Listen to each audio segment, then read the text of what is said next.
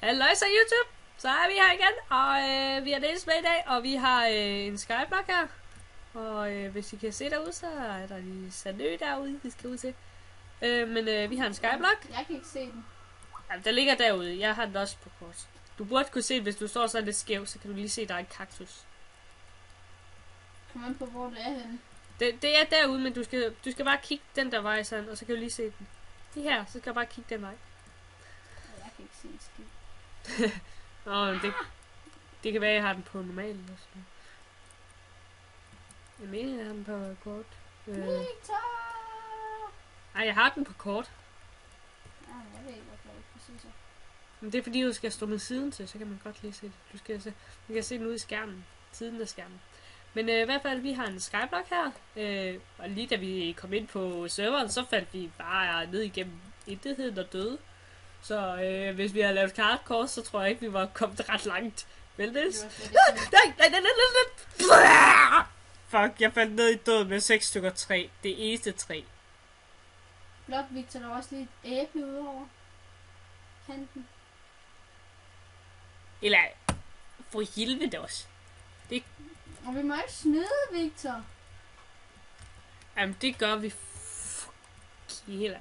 Det kan sgu da ikke passe. Det er Victor en nødskal. Jeg vil uddø. Jeg tror altså ikke, du uddør bare på grund af, at du render ned hele gangen. Så skulle noget på hardt. Jeg kan ikke ødelægge. Kan du godt lige sørge for, at jeg kan ødelægge?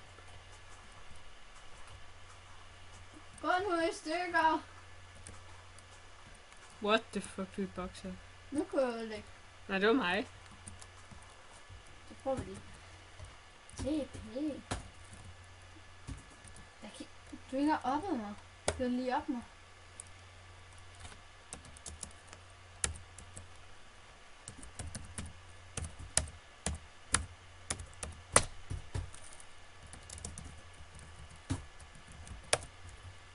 Nu tjekker vi, om jeg er nødt.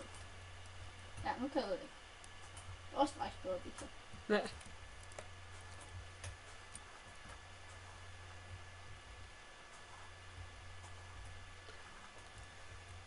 Det var det. Ja, vi ser den lige der, så vi kan få lavet den. Den går i stund generator.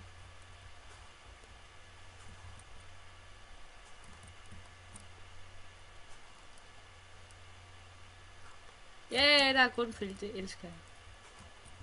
Hvorfor elsker du grundfjeld? Jamen, jeg elsker bare, at der er grundfælde, det hjælper altså rigtig godt.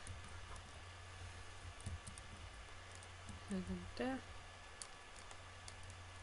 Nå, men skal vi ikke lave en uendelig vandgenerator? Eller er det kun et Det kan, der er kun et stykke vand. Nå, det var på grund af, i nogle versioner, der er der flere. Ja, det er sgu lidt dårligt. Grund af, så kan vi lave mange, før vi skal have en generator og så videre. Nu prøver jeg altså lige de her stykker træ. Jeg gider ikke til at vente. Det kan YouTube ikke, det har vi ikke tid til. Jeg dør! Woo! Party! Okay, jeg er ikke meget party over det. Helt ærligt. Ja, undskyld, min computer faldt lige ned for... Helt ærligt. Og ved at gå ild i vores kiste. Ja, jeg stopper det af vejen. Okay, det er bare stedet for. Jeg er god til at dø i dag. Det må være mit dø. Og jeg har fået en ny skin. Yeah, jeg har bare fået briller på.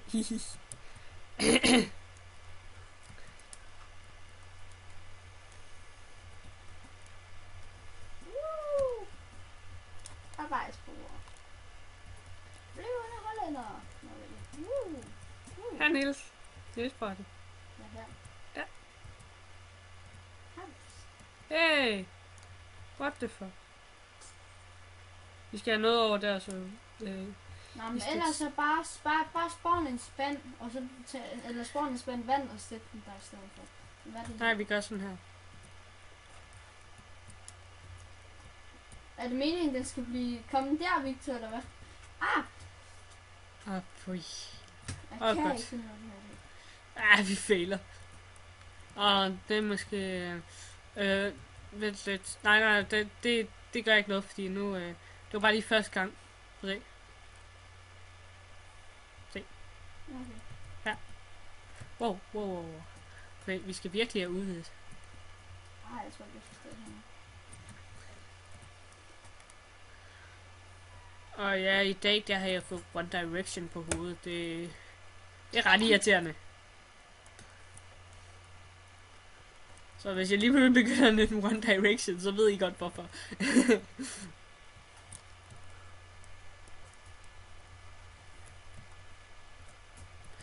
Herlig. Der er virkelig mere vand derude. Vi skal have masser af sten, så vi kan komme derud og få undersøgt det. Er der mere vand derude? Det håber jeg, ja. For ellers så spawner mig til en. Okay, skal du have 5? Jeg ligger lige 5 i... Ja, bare læg det i kisten. Vi kommer nok til at lave alt muligt hopper og systemer og alt sådan noget, så vi ikke skal til at samle det op selv. Det kunne være meget dejligt. Skal vi så lave et eller andet med, hvor vi kan bytte, eller hvad? Så man fik jern og så videre. Nej, det gør vi nok ikke, men... Men helt ærligt, ellers kunne vi lave sådan en... Ja, okay, så kan man sige... noget med... En bunke sten for en jernbar. Ja, det kunne jeg sagtens sige. Det skal jeg lige se. Pis, fortæl dig.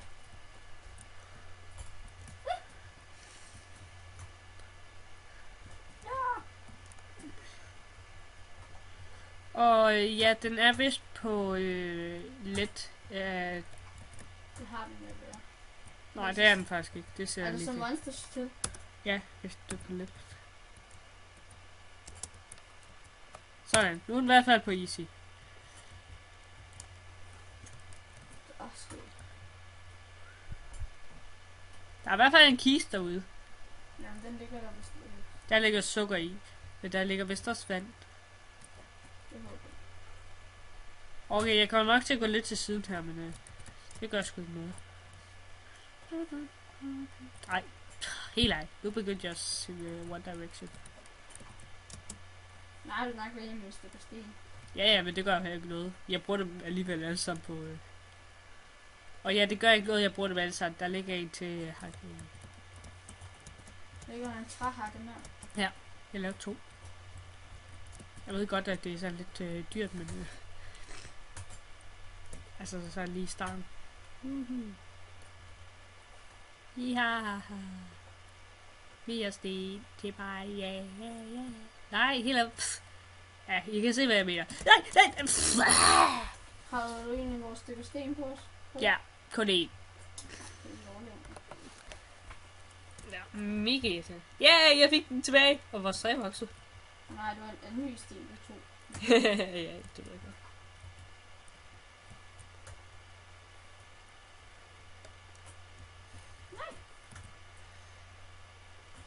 Sådan.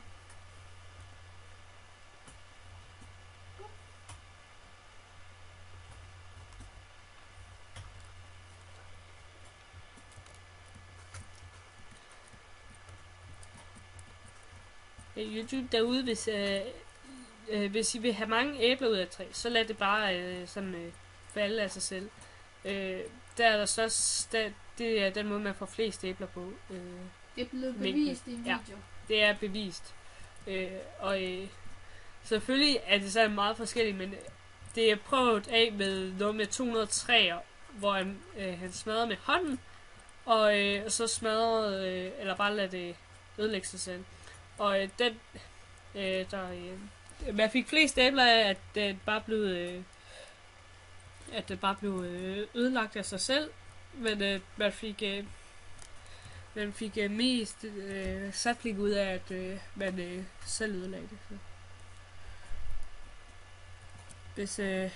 Hvis så vil jeg bare have mange æbler, så...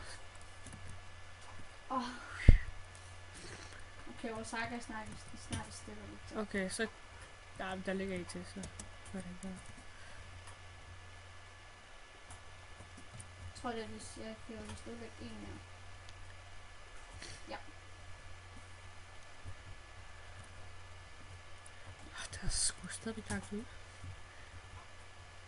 Jeg vil simpelthen se det ud her.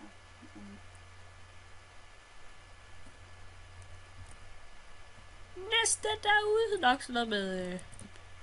Ja, jeg kan se det! Og der står en kiste. Og En kaktus derude. Jeg håber på, der vandt derude. Nu er det ved igen. Har du nok sten, eller skal jeg begynde at mine noget mere?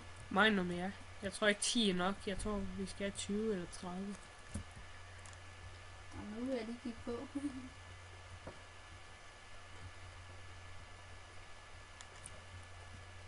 Ej, vi skal stadigvæk have... Jeg tror, det er så cirka 15. Men mig så mange, du kan. Ja, altså bare mig, der mister vi slet ikke noget mad af at sprinte så meget. Jeg har kun mistet 1,5. Okay. Jeg har slet ikke mistet noget.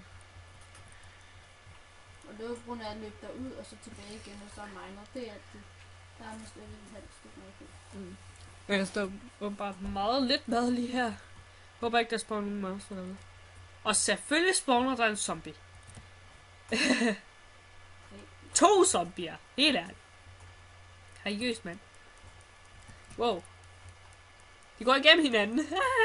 Jeg står og dræber 2 zombier på en gang. Nå, der røg den ene ud over dødet. Helt ærligt. Skulle absolut skubbe hinanden ned.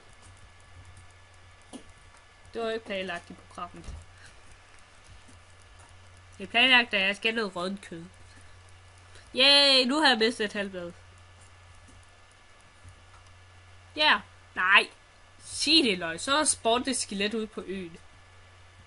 Der var sagt halsbål. Hvorfor slukkede du det, Niels? Det var meget det bare i. Nu har vi 1 æble og 2 røde kød. Yay! Der er 10 sten til dig i kisten lidt så. Okay.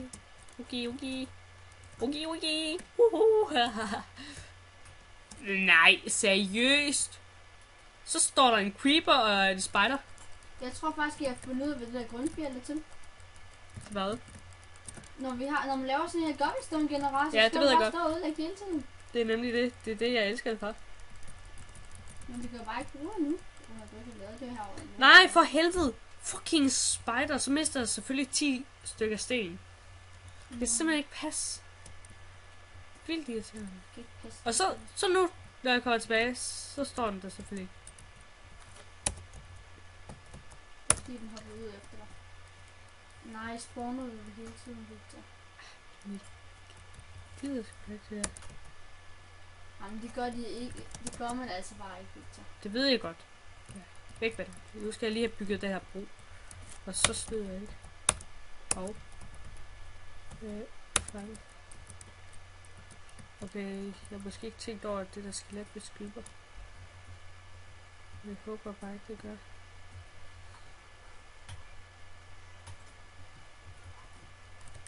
Okay, der skød den bare. Attack! Jeg har en pil, jeg fik en pil. Nej, for helvede, så rører jeg ud over ved en. Jeg prøver at sætte den, men den skyder mig hele tiden. Hey, jeg prøver at løbe derover og slå den. Skal jeg? Ja. Wow. Ja! Attack! Nej, jeg ramte ikke. Det var tæt på at ramme. Jeg glemte bare at slå. Så jeg regnede åbenbart med, at den døde, hvis jeg ikke slog. I coming! Niels står foran og dæk mig. Så går jeg... Au! Fuck det. Det skød mig stadig. Så jeg står her foran mig. Au! Jeg blev skudt. Jeg røg ned! For helvede. Eller jeg kan ikke komme derhen, hver gang jeg går derhen. Hen så lige før.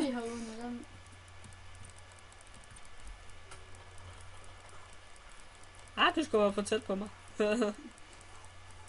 Bare slå på den. Au. Så jeg bare skulle slå på den. Ja. Jeg kan ikke... Nej, I røg begge to ned. Jeg blev skudt af en pil eller sådan noget. Men jeg tror måske, du blev ramt af mig eller sådan noget.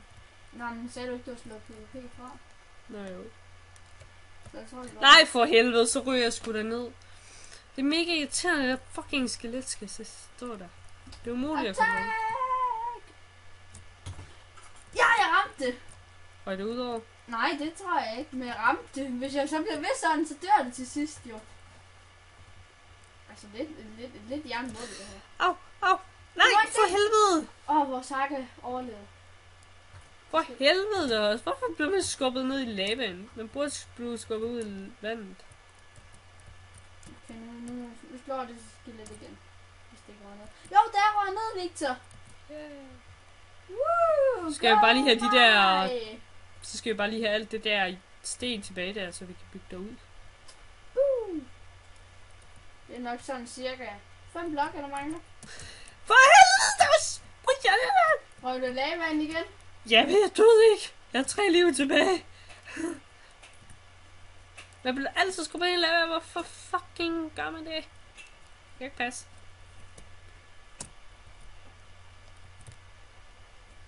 Nu håber jeg bare ikke, der er spawnet mere derude.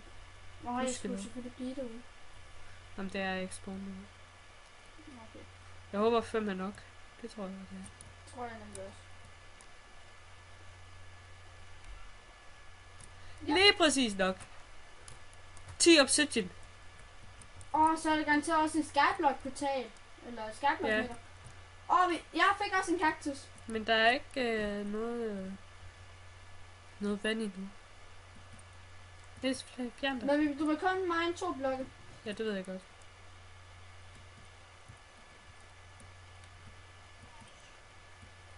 Hey Victor, jeg har forresten fundet ud af, hvordan man får alt sandet.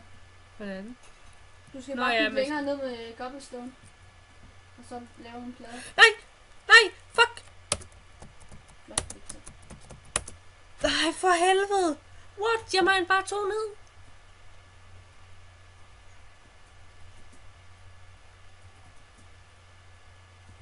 Det kan ikke passe.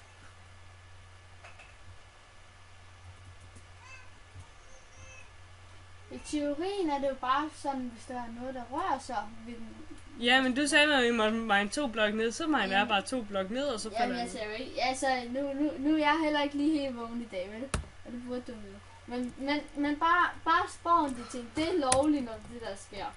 Men at spawne 3 igen, det er ikke lovligt. Jeg gider YouTube vente på det. Det gider de sikkert ikke. Nej, men det er stadig ikke lovligt en skyblock. Det er nu det mere lovligt. 10 obsidian. Jeg vil lave portalen. Nej, vi skal jo knitte og stål. Nå, eller hvad? Hvor meget sukker var der? 5? Det ved jeg da ikke, det var det dig, der fik det. Jeg ved bare, der var 2 kaktus. Jeg mener, der var 5 sukker. Hvordan skal man overhovedet kunne overleve i en skyblock, hvor der ikke er 2 spand vand? Det skulle da mega ned i en skyblock der.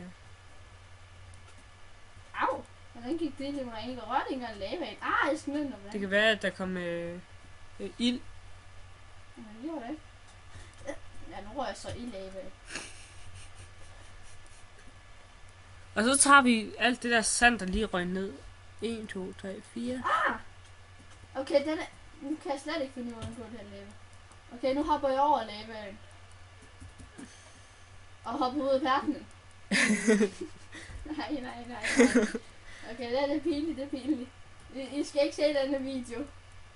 Det er en pinlig video for mig. Nu hopper jeg over lavaen. Og nu tager jeg... Nej, det gik lige på. Nej. Jeg fandt ud af verdenen. Nu tager jeg ligger... Jeg tager altså også en testspand vand, fordi det er umuligt at overleve. Hvorfor satte du en blok jord? Det var fordi, jeg kom til at smadre den i kreativ. Min mus rødt lige det der mus-USB-stik, og så kom den til at trykke på smadre-knappen. Okay, denne gang. Ja, okay. Jeg hopper bare ned i døden igen. Det er også sjovt, man. Det snakker jeg med han til. Har du noget på dig? Jeg er ikke kreativ. Nå. Jeg har alt på mig. Jeg kunne ikke gøre det. Niels, jeg har alt på mig. Hvorfor fanden går det ind i mig, når jeg står derhenne? Jeg står bare der ved siden, og så går det ind i mig. Jeg kunne gå over lavaen. Nu er jeg sgu da ved at dræbe mig selv bare med at have ild i mig. Jeg kunne hoppe over. Nogen, der tager noget her. Hey, jeg kunne gå over.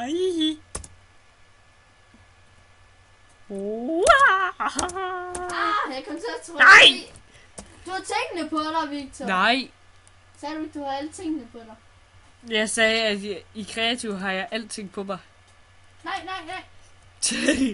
Nå, du sagde, du havde alting på dig kreativ. Jeg har alting på. Når jeg er kreativ, så har man alting på sig. Jeg gider ikke kunne slå dig. Au! Nu gik der ild i mig uden jeg er ikke engang nede i lavaen. Der går bare ild i mig. Ja. Nej. Jeg holder shift inden og prøver at komme ned i vandet. Pinligt. Ja. Tak. Nej, for helvede da også. Hvor fanden skal alt rykke? Har du nogle ting på dig? Nej. Men min krop vil åbenbart have, at jeg skulle hoppe efter det der træting.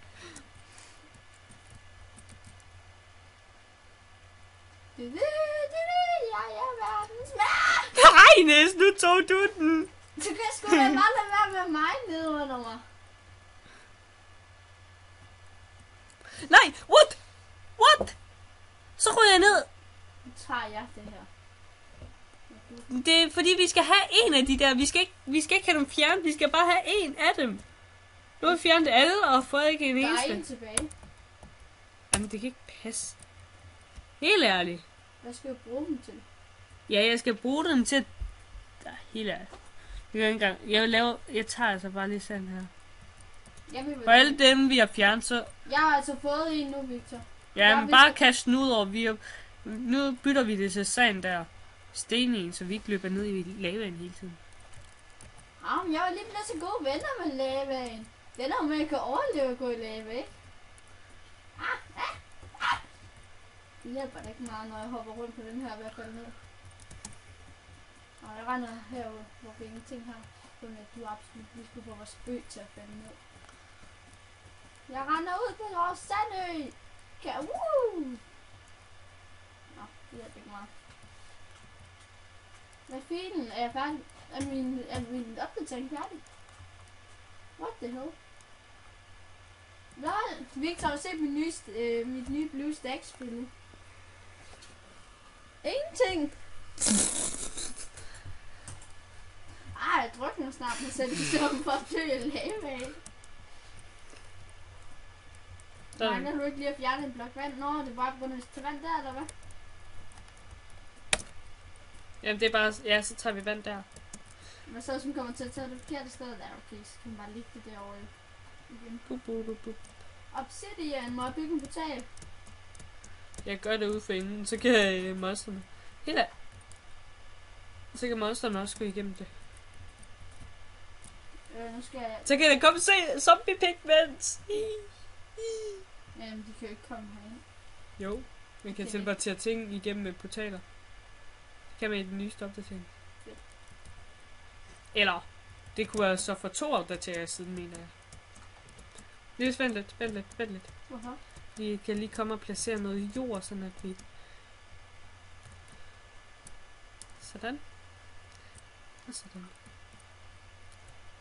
Så skal du placere en der. Den oven på jorden. Hvis det ikke 2, ja. 2, og så... jeg var bange for at falde ned der på grund af det der vindue poppede op. Okay, Victor, flyt dig. 1, 2, 3. 3. Og så... 1, 2, 3. Du kan ikke komme fra Victor. Nej, det næste vi skal gå.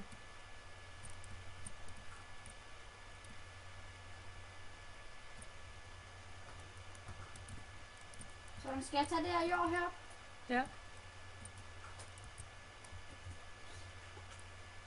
Shit, det er tæt på at falde ned med stik jord. Og så 2. Ja. Jeg har også et stykke på mig, Victor. Hvis jeg smider 2 jord ud, må vi så få flint og stål. Der er ved at gå ind i vores crafting table og alt det der. Bip. Sagde du ikke det der, du sagde for, at der ikke gik ild? Nå, jamen, ild kan godt gå igennem. Jeg sagde bare, så der ikke kan give det også. Nå, men skal du ikke smide de 3 stykker jord ud, og så tager jeg flint og stål i stedet for? Jo. Par nu og smid et stykke ud.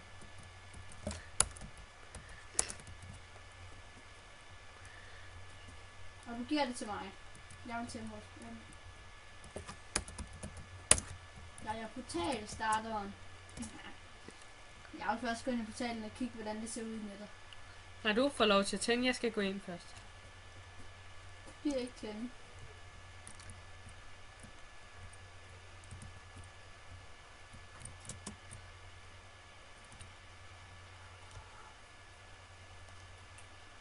Shit! Oh, Victor! ja, jeg ved det godt. Det er også en Skype. Nej! Nej, der var svampe blev teleporteret! Hvad? En af vores svampe blev teleporteret. Jeg kom til at åbne kisten, og så blev svampen fjernet og røg ind i portalen. Så kan jeg hente den nu. For jeg rømme. Det Og ligger... der var is i netter.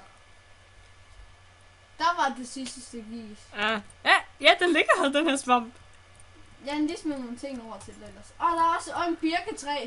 Ja. Nå, kast. Ja, jeg kaster den i portalen. Det kan jeg finde portalen. Nej, jeg kan ikke ramme portalen. Jo, jeg fik den.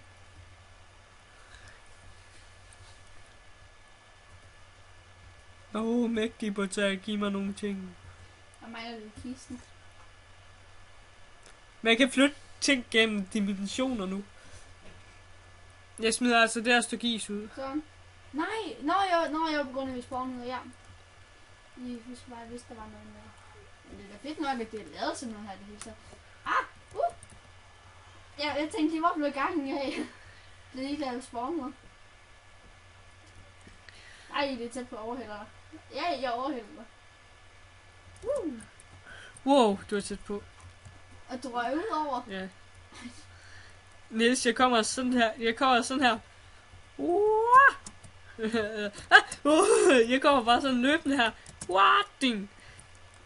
På en eller anden måde. Skal vi smide for resten af vores spil, der står ud? Nej.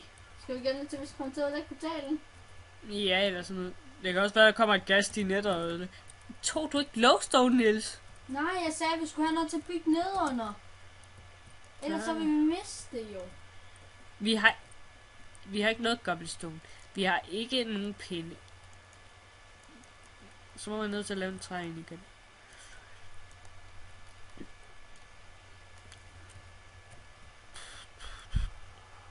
Nå, okay, der er flere lag. Nej, man får det kun 3. Nej, man kan, det er forskelligt. Lol, der var et stykke ud over kanten.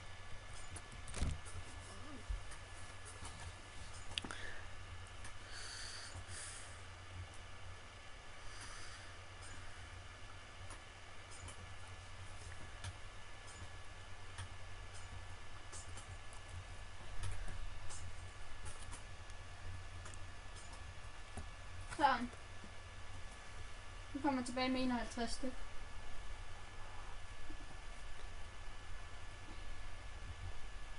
Du er tæt på at ud over kanten med 51 styk glowstone. Igen. Så det kan det så. Ja, det kan jeg så.